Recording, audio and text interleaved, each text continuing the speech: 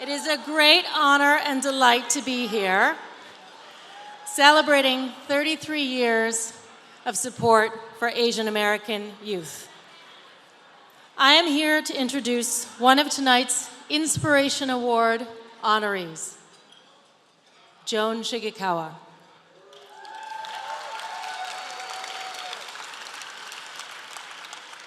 It is a particular joy because she is my mother. Oh, yes.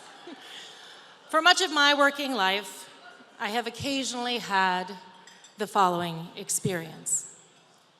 I meet someone new, I introduce myself, and immediately they say, "Oh, I know your mother." And now that I am the president and CEO of Lincoln Center here in New York City, which is to say, I work in the arts, it happens to me all the time.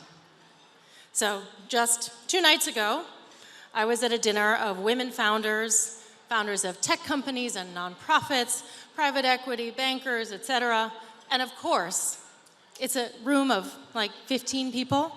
Somebody came running up to me and said, "Oh my God, I know your mother. She's the best." And, you know, some of you, maybe, are thinking to yourselves, that could get a little irritating. Could be a little annoying. Every time you walk into a room, somebody runs up to you and says, "Oh my God, I know your mother." But not in my case. Not in my case because the next sentence is always, "Oh my God, I know your mother, she's the best. She helped me. She helped me so much. She helped me figure out, she helped me get connected, she helped me understand what to do with my life. She helped me." It makes me proud and joyful beyond measure. Now, my mother has always made her own way because, as she will tell you, and it's true, she didn't have any other choice. When she was fresh out of college, it was the golden age of television, and she decided that she wanted to work on historical documentaries. Every small child's dream, obviously, to work on historical documentaries, and that is what she wanted to do. And there was no one who looked like her making historical documentaries, but also she didn't know anyone making historical documentaries, and also, by her own admission, she didn't know anything about how to make historical documentaries. But she was undeterred and undaunted. She decided that she was going to read what people in the industry read. So she went to the newsstand and she bought Variety. She bought it every week. And she read, and she read, and she read. And eventually, she figured out a way, not by knowing anybody, but by grit, to find the home phone number of a famous producer. And she called them up, and they gave her a job. And then when she went into the office, the HR people said, "You weren't supposed to get this job. That job was meant for somebody else."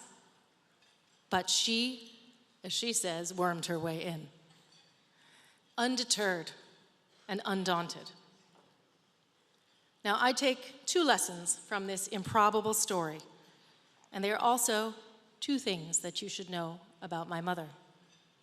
She always does her homework. Even as a kid, when she encountered a word she didn't know, she would always look it up in the dictionary and use it immediately. Use it as often as possible. As my children, her grandchildren who are here in the audience can tell you, she's constantly harping on them about looking up words in the dictionary. And it earned her the unenviable nickname in grade school of Miss Right Again. Oh, there she goes, Miss Right Again. And by her own admission, it took her quite a long time to realize that was not a compliment from her peers.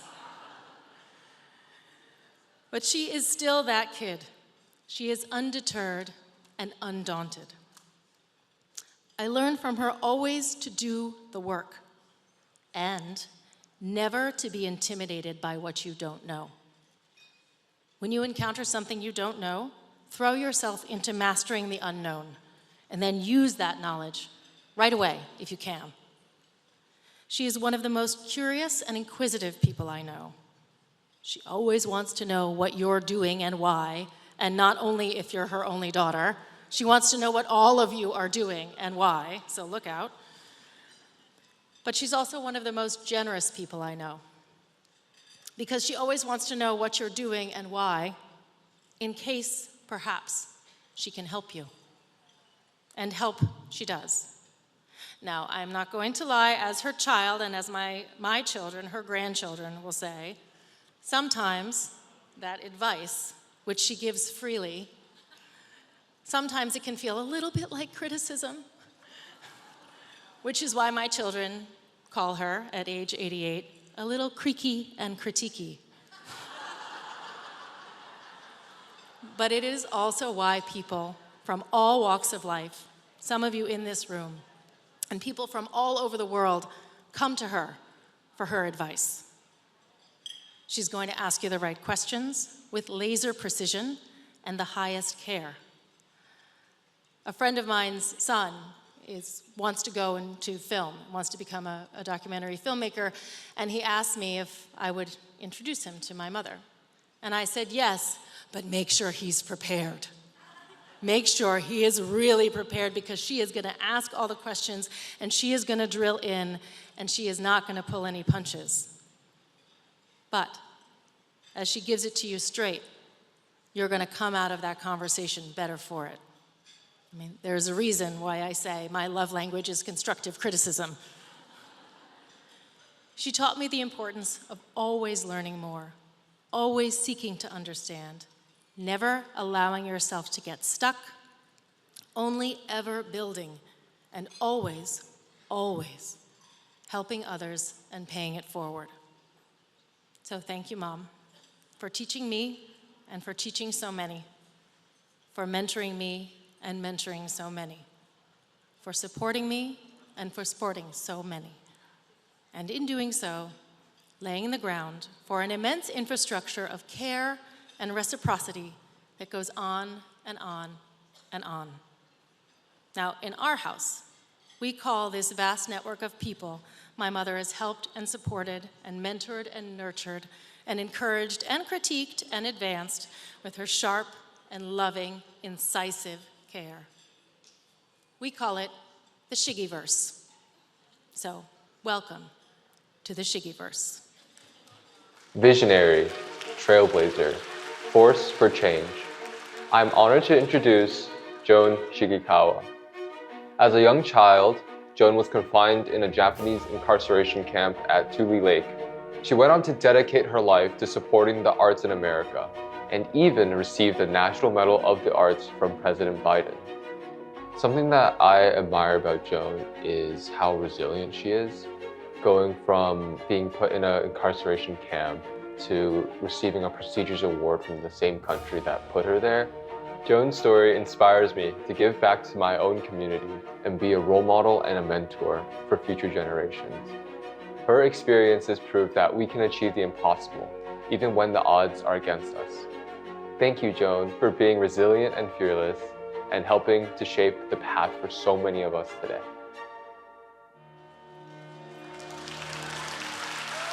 Please join me in welcoming my mother, Joan Shigekawa, to the stage.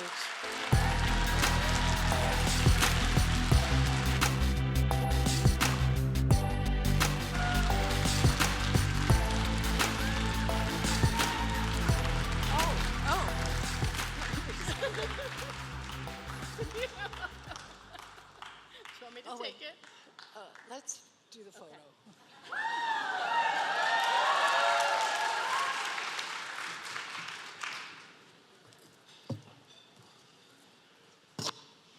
Creaky and critiquey.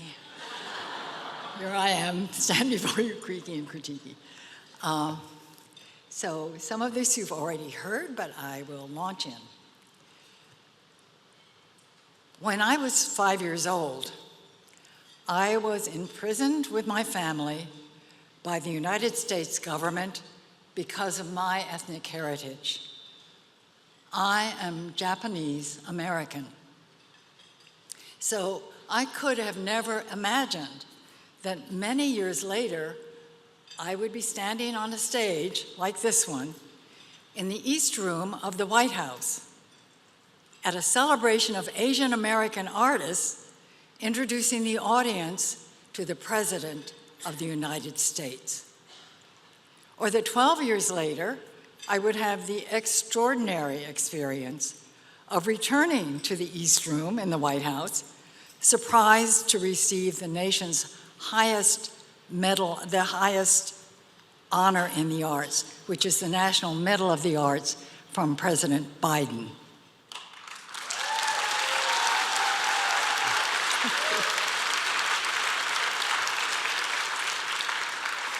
I actually really was surprised because people like me who are behind the scenes do not usually receive the National Medal of Arts. But while the journey from a federal prison camp to the White House is part of my story, it is also a part of the story of America. And I know that in this room this evening, there are many similar stories of building a life and a career based on nothing more than hope and the belief that whatever you wanted to achieve, you could do it. Whether it was in art and architecture, finance, fashion, food, business, science, technology, you could and would and have achieved your dreams. And in pursuing your dreams, you are making America and building our shared future. And the gift that you, the wonderful Apex mentors and community, bring to the next generation is the life-affirming message that if you believe in yourself, that if you are fearless, you can achieve not only your goals, you can achieve your dreams.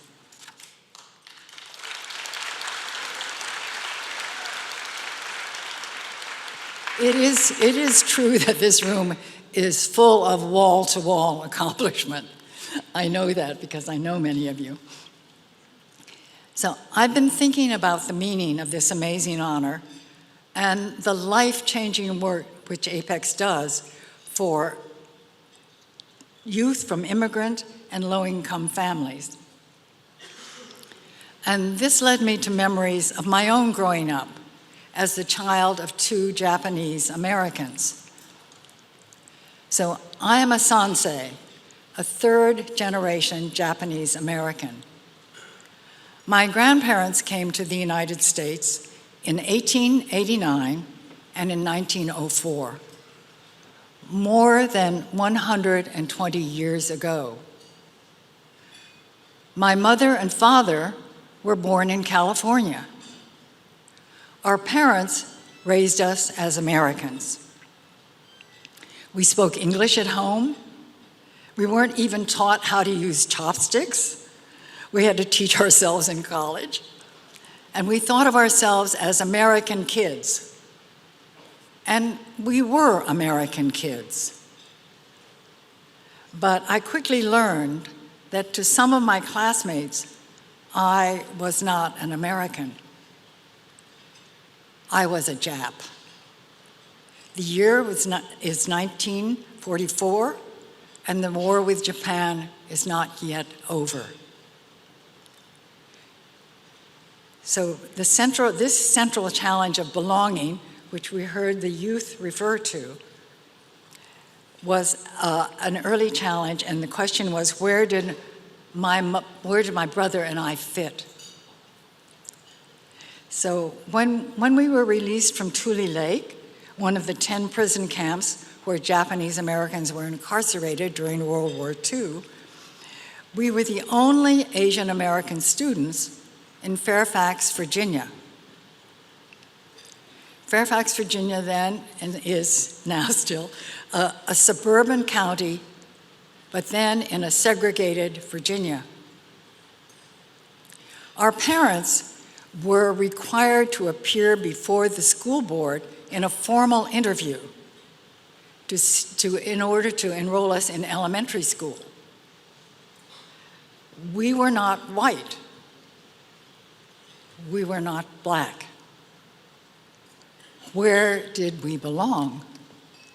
Could we even go to public school? And for years, we were the only Asian American children in the public schools which we attended. So we were always other. I didn't have a single Asian American friend or peer until I was 22. Then, on the first day of my very first job in New York City at CBS Television, I met Dee Ito, who had also been incarcerated as a Japanese American child, and to this day, she is still my very best friend. Now, in contrast, Apex kids will share their journey with an expansive and wonderful community of friends and mentors.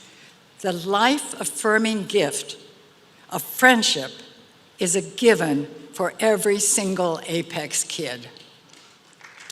Yay, Apex. So I'm now 88 years old, and some might say,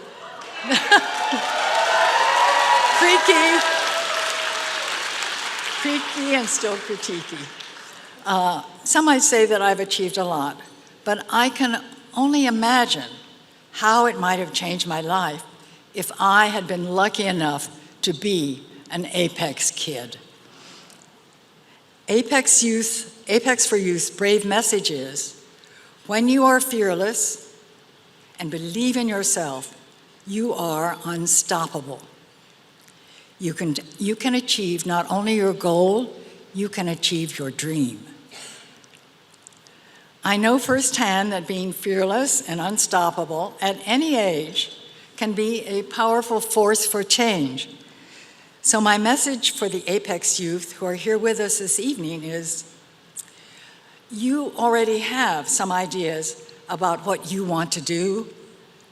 Treasure them and nurture them. Do not give up on what your intuition is telling you that you need and want to do, or whom you want to become. In closing, first I would like to thank my Japanese American parents who always assumed that we would go to college even when times were hard and the money wasn't there. And I owe a debt of gratitude to the many public libraries which were my refuge. And yes, let's hear it for public libraries.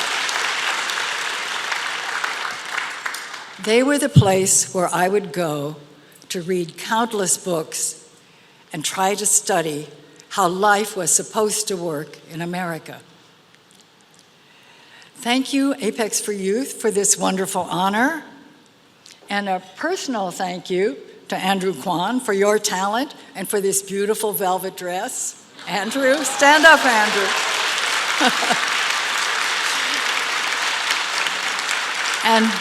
And finally, thanks to all of you for all that you do to support the talent and promise of Apex young people. And most of all, deep thanks to the dedicated Apex staff whose skill and caring make everything possible.